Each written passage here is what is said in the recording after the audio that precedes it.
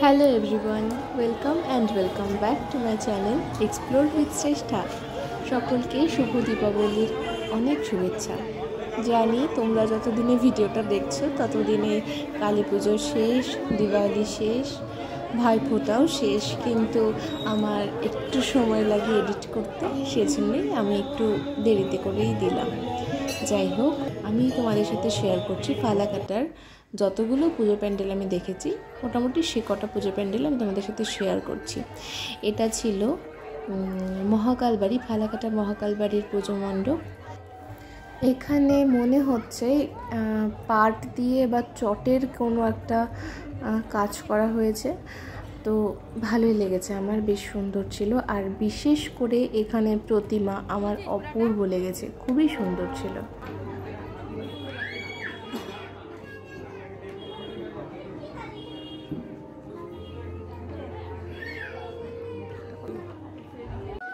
এরপরে চলে গেছিলাম ফালাকাটার সবচেয়ে পুরনো মন্দির জংলা কালী মায়ের মন্দিরে। এরপরে চলে গেছিলাম ফালাকাটা ব্যবসায়ী সমিতির পুজো মণ্ডপে। এটাও ছোটোর মধ্যে বেশ ভালোই করেছিল।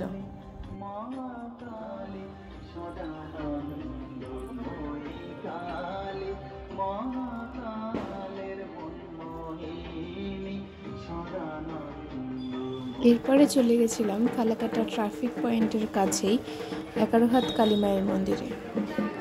এরপর যাচ্ছি ফালাকাটা মাদেরি রোড তরুণ দলের পুজো মণ্ডপে। এখানের থিম ছিল ত্রিমাত্রিক।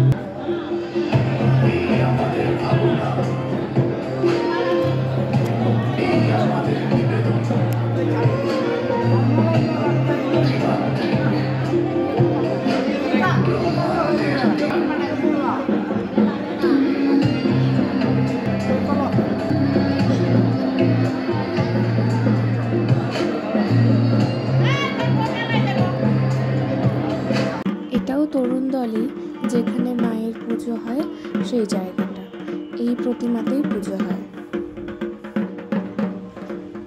আর এদিকে তরুণ দলের পুজো মণ্ডপের বাইরের দিকটা দেখাচ্ছি তোমাদেরকে।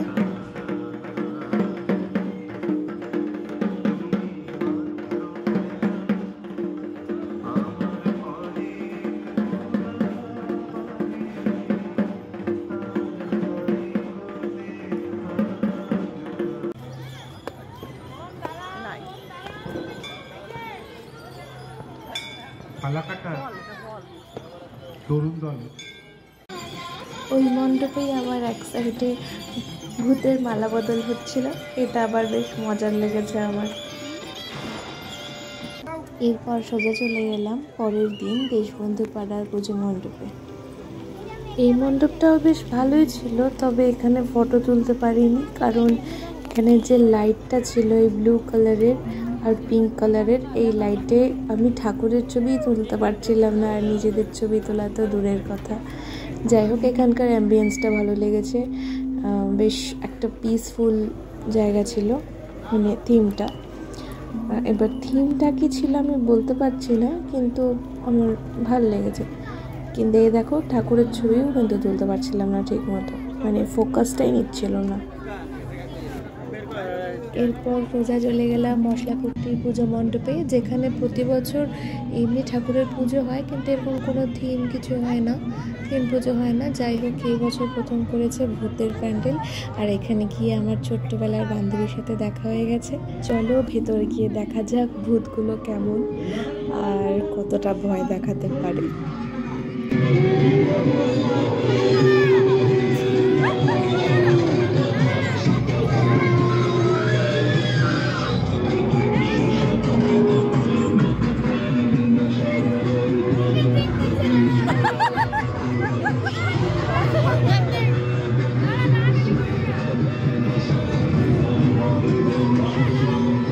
Ay, ay, কিছু হবে না।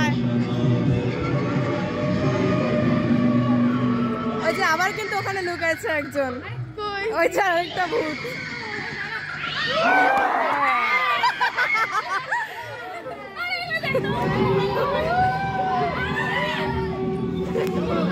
আরে ধরো না, দূরে থাকো, বাচ্চা ভয় পায়। আরে দাঁড়া, চল চল চল।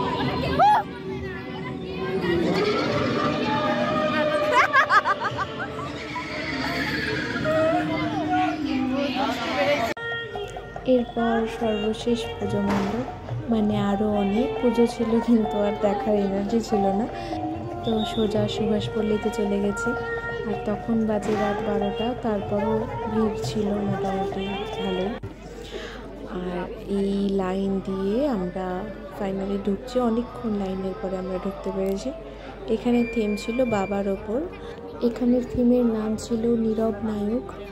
আর নীরব নায়ক বলতে আমাদের জীবনে বাবাই আমাদের নীরব নায়ক, কারণ আমরা যত দূর এগিয়ে যাই, আমরা যতটা বড় হই, তার পেছনে একমাত্র কঠোর পরিশ্রম করে আমাদের বাবা, অবশ্যই মাও আছে, কিন্তু এখানের থিমটা বাবার ওপরই। চলো আর কিছু বলছি না, এবার তোমরা নিজেরাই দেখে নাও।